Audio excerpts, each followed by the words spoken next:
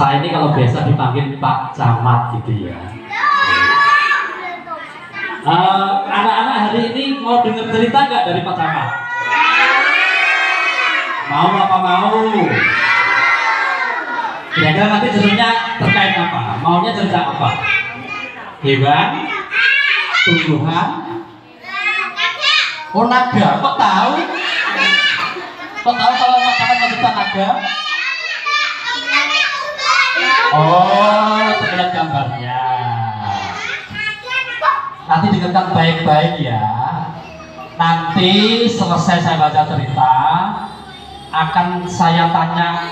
Kalau yang bisa jawab, Pak Camat kasih hadiah. Makanya disimak ya, disimak. Nanti harus bisa inti sari cerita itu apa. Siap anak-anak? Siap nih. Jadi ini gini, ceritanya tentang seekor naga. Wah, iya, nggak kaget.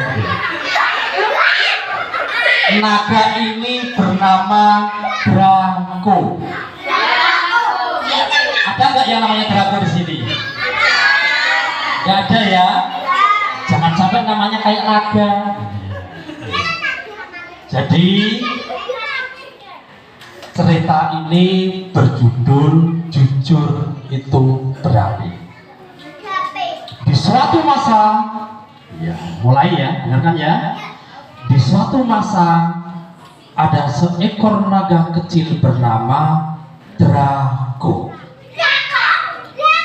Draco ini seekor naga mungil yang sangat terkenal. Seketika semuanya begitu baik kepada Draco. Para naga bertepuk tangan.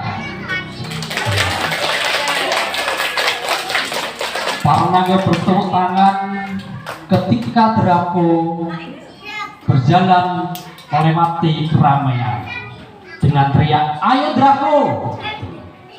Jadi jelas yang berikut adalah namanya Draco. Draco sang naga mungil baru saja memenangkan kontes naga tercepat sedunia. Kontes naga tercepat sedunia. Selain menjadi populer, ia juga mendapat banyak sekali hadiah. Hal-hal yang dimimpikan oleh semua naga di kotanya Draco. Mulai dari segunung cacing yang lezat. Ini bukan cacing ya.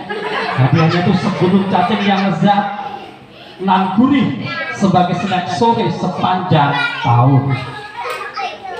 Tempat duduk terkeren di pohon.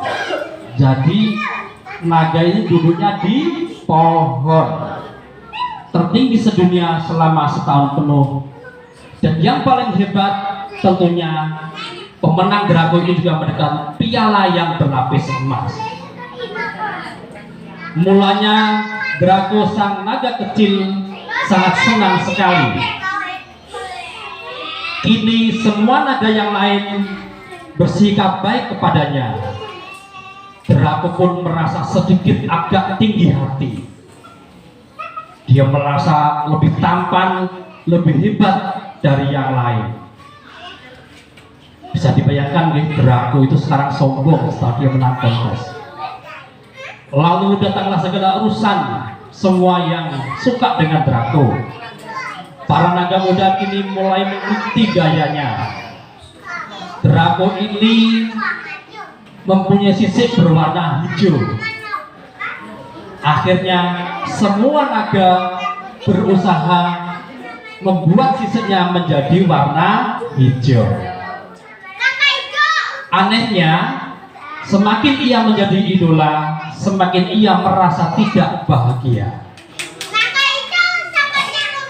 Iya, hanya ia yang tahu penyebabnya. Tentu saja karena ia tidak memenangkan kontes ini dengan jujur.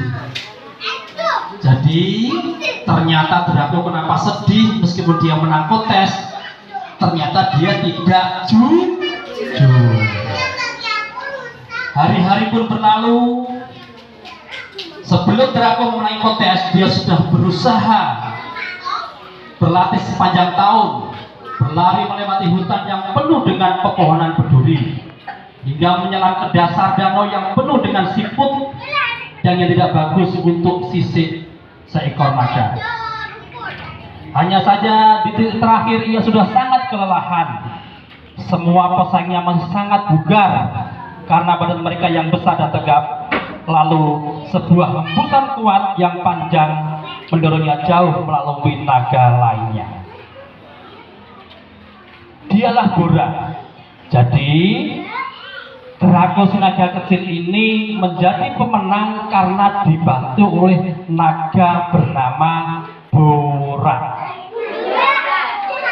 Ia tahu betapa Draco sudah berusaha siang dan malam untuk memenangkan kontes ini.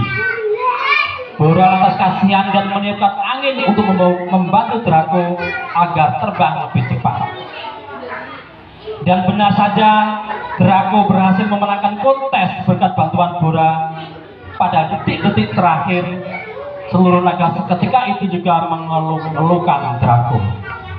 Sebagian terkesima karena tidak pernah ada naga munir yang mampu memenangkan kontes ini.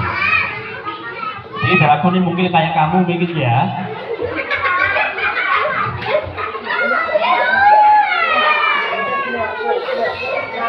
Kemudian Draco merasa sangat tidak adil kepada naga lainnya.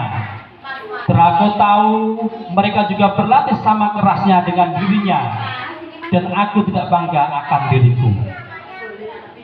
Jalani saja dulu, lama-lama perasaan itu juga hilang, ujar Bora berusaha menghibur Draco.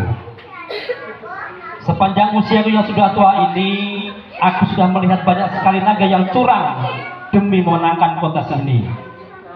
Bahkan tidak layak sekali untuk menang. Kau sahabat kecilku Draco,